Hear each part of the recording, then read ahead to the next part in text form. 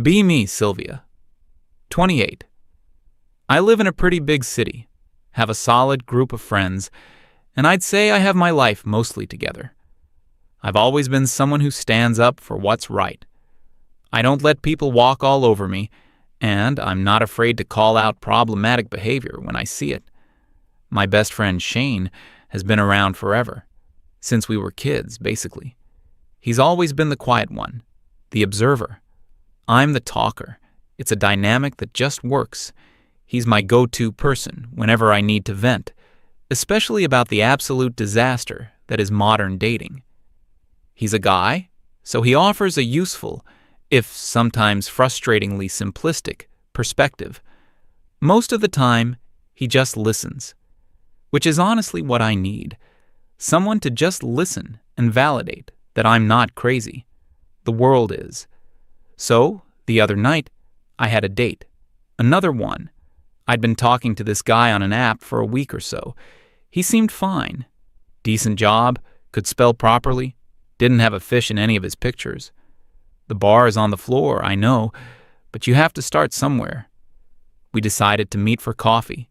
A safe, low-stakes daytime meeting. My idea, obviously. I got there about 10 minutes early. I always do. It gives me time to get settled, observe my surroundings, and mentally prepare myself for the inevitable interrogation that passes for a first date. I picked a table with a good view of the door, but also one that wasn't too exposed. He walked in exactly on time. First impression, okay. He was taller than his pictures, which was a pleasant surprise. Dressed okay, too. Nothing spectacular, just a clean shirt and jeans.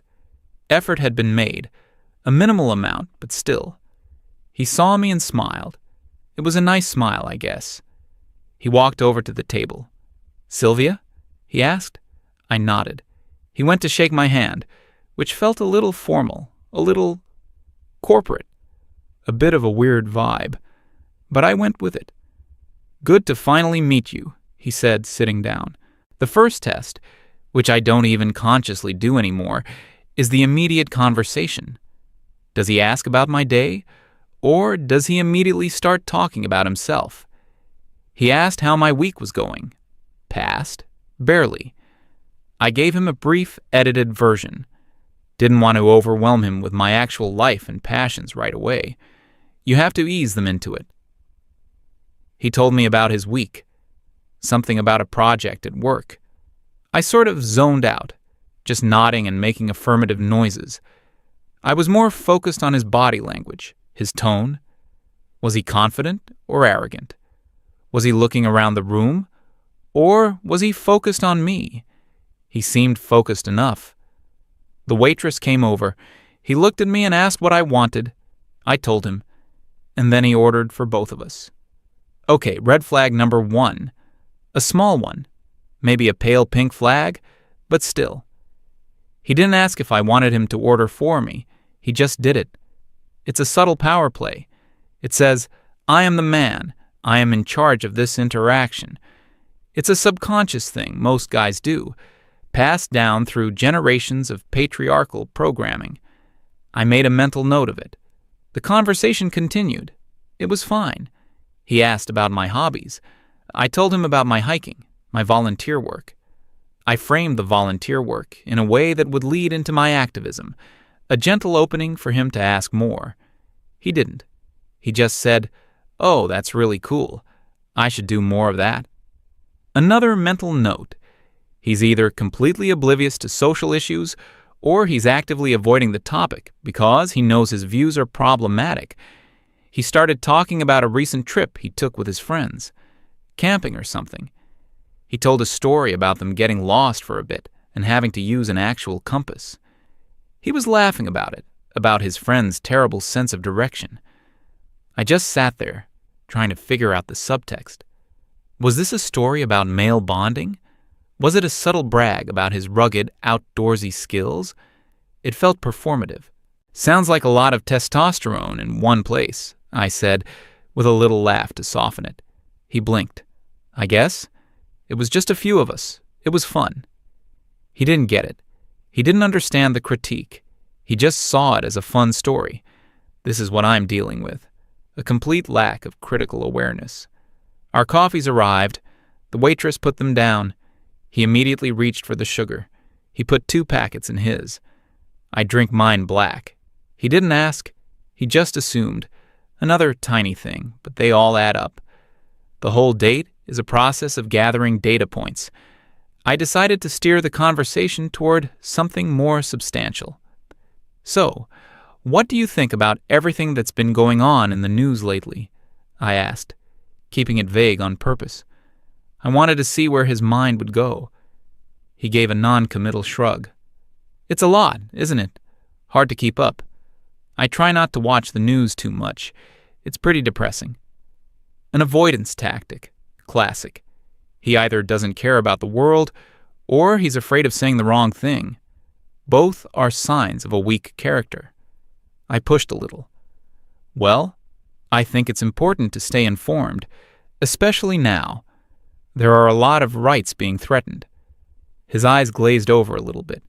I could see it, the shutter coming down. Yeah, for sure, he said, then immediately changed the subject. So, do you have any siblings? I answered his question, but I was annoyed. It was a complete dismissal of a serious topic. He was uncomfortable, so he steered the conversation back to safe, boring, small-talk territory. The rest of the date was like that. A dance of me trying to get to his actual core beliefs, and him skillfully dodging and redirecting to topics like movies, travel, and food. He wasn't a bad person.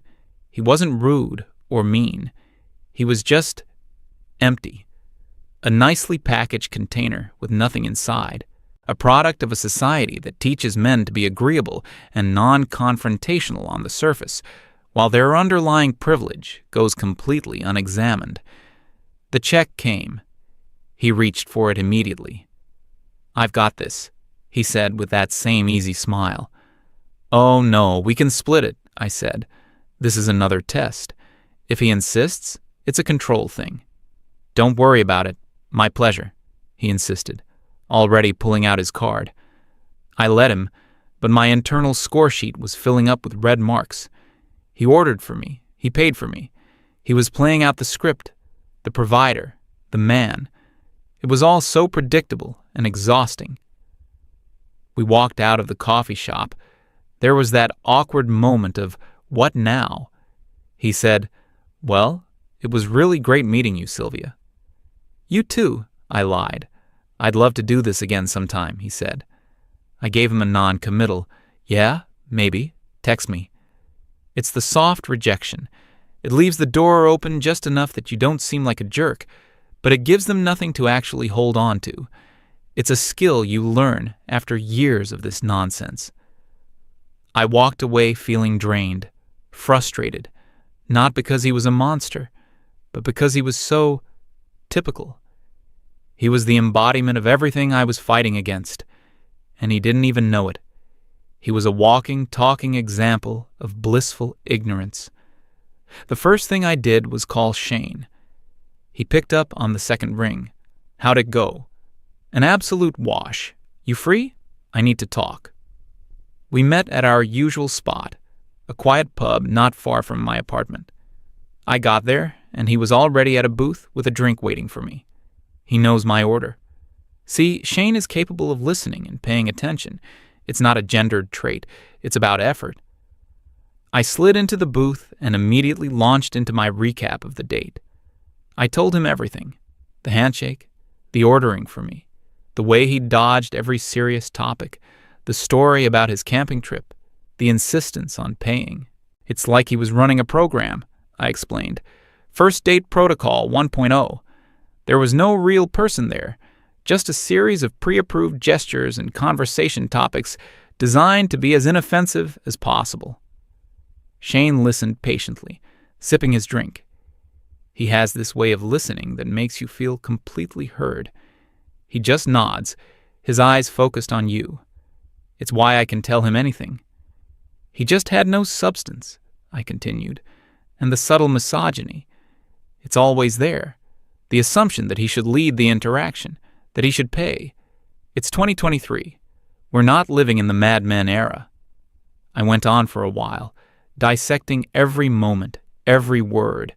Shane just let me go, letting me get it all out of my system.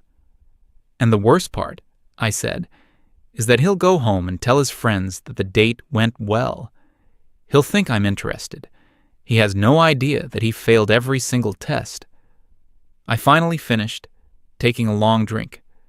I felt a little better, having exercised the frustration. "So what do you think?" I asked him. He sort of shrugged. "Sounds like a pretty standard first date." That's the frustrating part about Shane sometimes. His pragmatism. "No, Shane, that's the problem. It is standard. This is what we're expected to put up with. This hollow performance. Where's the authenticity? Where's the passion for something, anything?" To illustrate my point, I brought up our friend Cecil. Cecil is a great guy. Sweet, kind, but a little bit of a doormat. He'd been dating a girl for about a year, and I'd been worried about him the whole time. She was fine, I guess, if you like that sort of thing. Very quiet, very agreeable. Her main ambition in life seemed to be making Cecil happy, which sounds nice on the surface, but when you dig a little deeper, it's incredibly problematic. She didn't have her own opinions. She just adopted his. She didn't have a career path she was passionate about. She was just working a job until, presumably, they got married and she could stop. I saw her for what she was, a leech. Someone who was going to latch onto Cecil and drain him of his ambition and his potential, all under the guise of being a supportive girlfriend. I'd been talking to Cecil about it for months, gently at first.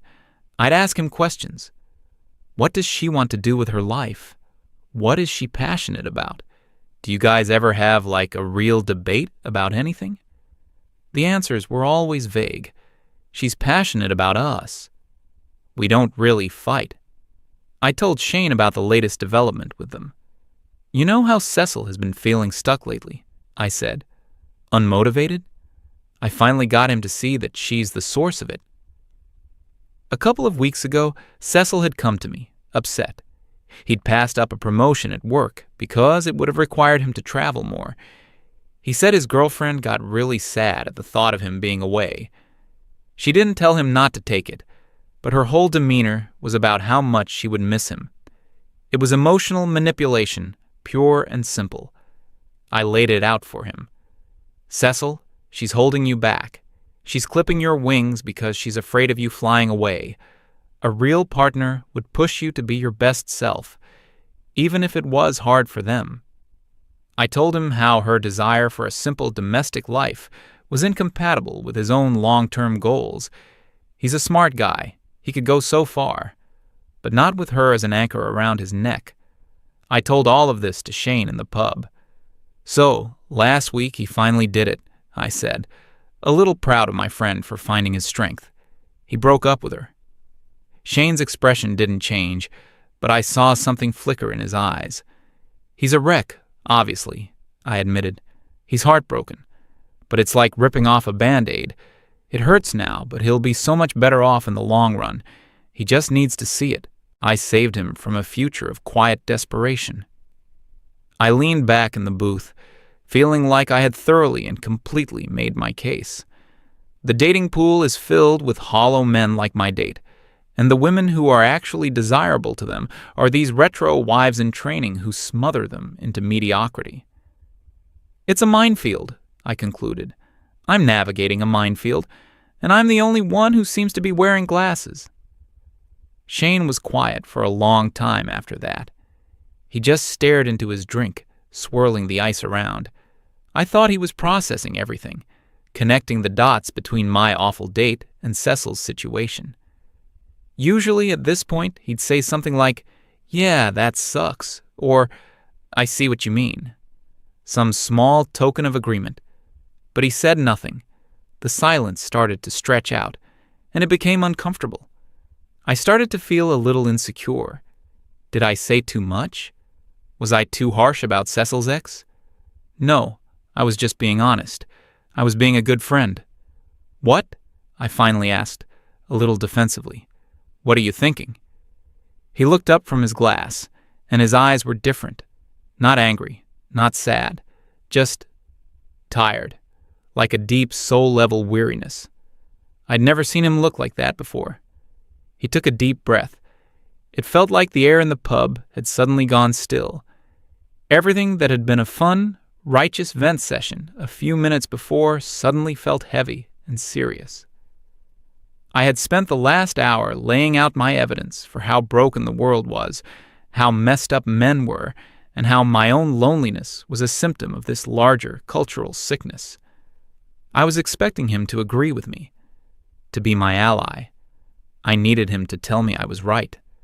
So I looked at him, my one solid rock in a sea of nonsense, my one friend who I thought truly, deeply understood me.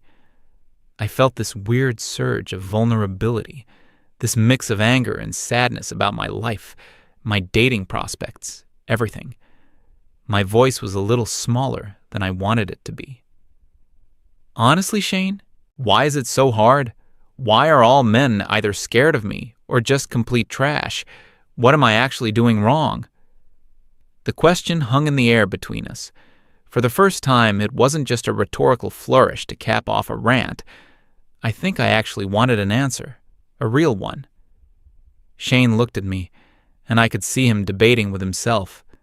I saw the flicker of his usual conflict-averse nature warring with something else, something I hadn't seen before. He put his glass down on the table with a soft, deliberate click. "You want to know what you're doing wrong, Sylvia?" he asked. His voice was quiet, almost flat. All the usual warmth was gone. "You really want to know?" I just nodded. I suddenly felt like I was on very thin ice. "Okay," he said, and he leaned forward slightly. "Let's start with your date tonight." He picked up my narrative right where I'd left off, but he reframed it. "The guy who showed up on time was dressed nicely and was polite to you? The one who asked about your week before talking about himself? You call that a red flag?" I opened my mouth to protest, to say that wasn't what I meant, but he kept going. "He ordered coffee for you. Maybe it was a power play. Or maybe, just maybe, he was trying to be nice. Maybe he thought it was a simple, courteous gesture. But you didn't see it as a gesture. You saw it as a piece of evidence for a case you were already building against him before he even walked in the door." I felt a prickle of indignation. "That's not fair." "Isn't it?" He shot back, still calm. "He told you a story about a camping trip with his friends, a normal human story, and you immediately diagnosed it as performative masculinity and testosterone. You didn't just listen to the story, you psychoanalyzed it. You turned a simple anecdote into a political statement." He was using my own words against me, and it was unnerving. "He avoided talking about the news," Shane continued, his voice methodical. "You saw that as a sign of weak character. Did it ever occur to you that maybe he just didn't want to get into a heavy, divisive political debate with a stranger on a first date? That maybe he wanted to keep things light and just get to know you as a person?" The way he laid it all out, so logically, so stripped of my emotional interpretation, it made me feel foolish. The whole time, he said, you weren't on a date. You were conducting an audit. You had a checklist in your head, and you were just looking for reasons to disqualify him. He paid for the coffee, and you saw it as a patriarchal move to establish dominance. What if he just thought he was doing the polite thing? What if that's how he was raised? Not everything is a symptom of toxic masculinity, Sylvia. Sometimes a guy paying for a $5 coffee is just a guy paying for a $5 coffee. My face was getting hot. I felt attacked. He was twisting everything. "So, what was I supposed to do?" I asked, my voice rising. "Ignore all the signs? Pretend I didn't see the underlying sexism in all his actions?" "What sexism?" he asked genuinely. "Did he say something disrespectful? Did he treat you poorly? Or did he just fail to live up to your impossibly rigid ideological standards? You didn't give him a chance to be a person. You just saw him as a representative of an entire gender you've already decided you're at war with. The word war hit me hard. I'm not at war with anyone, I mumbled, but it sounded weak even to my own ears. Aren't you?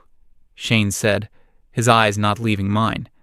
Then, let's talk about Cecil. A cold dread washed over me. I thought I was on solid ground with Cecil. I thought I had done the right thing. You didn't save Cecil, Shane said, his voice dropping a little lower. You destroyed his relationship. I know his ex. She's a sweet girl. She loved him. She wasn't holding him back. She was his biggest supporter. The reason she didn't have some grand career plan was because she wanted to support his madre. She wanted to build a life with him, to be his partner in every sense of the word. That's not being a leech, Sylvia. That's called being a team. I was shaking my head. No, you don't understand. She was making him weak. That promotion. The promotion. He cut me off, a flash of actual anger in his eyes for the first time. He didn't turn down the promotion because she manipulated him. He turned it down because he didn't want to be away from the woman he loved. It was his choice. But you couldn't accept that. You had to frame it as him being a victim, because her choices didn't align with your worldview. You think a woman who wants a family and a domestic life is some kind of traitor to the cause. You can't stand to see people happy in a way that you've deemed unacceptable. Every word felt like a physical blow. He's miserable now, not because he's going through a tough breakup, Shane said, leaning back. He's miserable because you systematically poisoned his mind against a woman who was good to him. You planted seeds of doubt and insecurity until he didn't know what to think anymore. You acted like a friend, but what you really did was isolate him and make him dependent on your approval. You're a wrecker, Sylvia. You see a happy couple, a stable relationship, and you see it as a problem that needs to be solved. I was speechless, utterly and completely speechless. My throat felt tight. I wanted to scream at him, to tell him he was wrong, that he was brainwashed by the patriarchy just like all the others. Wow, I finally managed to choke out. I can't believe you're saying this to me. After all these years, you're supposed to be my friend. It was my last line of defense, the appeal to our history. He looked at me, and the anger was gone. It was replaced by that same profound weariness from before. It was almost worse. No, Sylvia? He said, and his voice was gentle again, which made it hurt more. I am your friend, and that's why I'm the only one who's going to tell you this. This isn't about politics. It's not about feminism or the patriarchy. It's about you. He let that hang in the air for a moment. The reason you can't find a partner, the reason you go on all these awful dates, it has nothing to do with the men. He took a breath. It's because you're not the kind of woman men marry. The words just landed in the middle of the table. They didn't feel mean. They felt like a statement of fact, a diagnosis. My mind was racing, trying to formulate a defense, an argument, anything. Misogynist, sexist, how dare he? But my mouth wouldn't work. He must have seen the confusion and the hurt on my face, because he continued, spelling it out for me as if I were a child. Think about it. Marriage, a real partnership. It's hard. Life is hard. It throws things at you. A man, when he's looking for a wife, for a life partner, he's looking for an ally, a safe harbor. He's looking for someone who will be in his corner when the world is beating him down. He gestured vaguely toward the door of the pub, as if indicating the whole world outside. He wants to come home to a place of peace, not a second battlefield. He wants support, not constant criticism. He wants encouragement, not a never-ending series of tests that he's guaranteed to fail. He leaned in one last time, his voice barely a whisper. Men don't marry a protest sign, Sylvia. They don't marry their political opponent. They marry a partner, a teammate, Someone who adds peace and value to their life, not someone who sees their very existence as a problem to be fixed. He paused. You offer none of that. You offer a fight, and men are just tired. They're tired of fighting. He leaned back in his seat. He had said his piece. I sat there, completely frozen. The whole world, my entire carefully constructed worldview, felt like it was tilting on its axis. Every complaint I'd ever had, every failed date, every guy who had ghosted me. I saw it all through a new lens. Was it possible? Was it possible that they weren't the problem? I tried to find the anger again. It was my fuel, my armor. But it wasn't there. All I felt was a hollow, empty space where my righteous indignation used to be. I looked at Shane, my best friend. He wasn't looking at me like an enemy. He just looked sad. Sad for me. The waitress came by and put the check on the table. Neither of us moved. After a moment, Shane reached into his wallet, pulled out some cash, and put it on the bill. Enough for his drink and a tip. He stood up. I have to go, he said quietly. He didn't say, I'll call you later, or text me. He just looked at me one last time with that look of profound disappointment and sorrow, and then he turned and walked out of the pub. I just sat there, alone in the booth. I replayed his words over and over in my head. You're not the kind of woman men marry. You offer a fight. Men are tired of fighting. I thought about my date. I thought about Cecil and his ex-girlfriend. I thought about the long list of men who had passed through my life, all of whom I had written off as inadequate, problematic, or simply not good enough. The check was still on the table. I stared at it. For the first time in my entire adult life, I had absolutely nothing to say. MFW. I might have been the toxic one all along,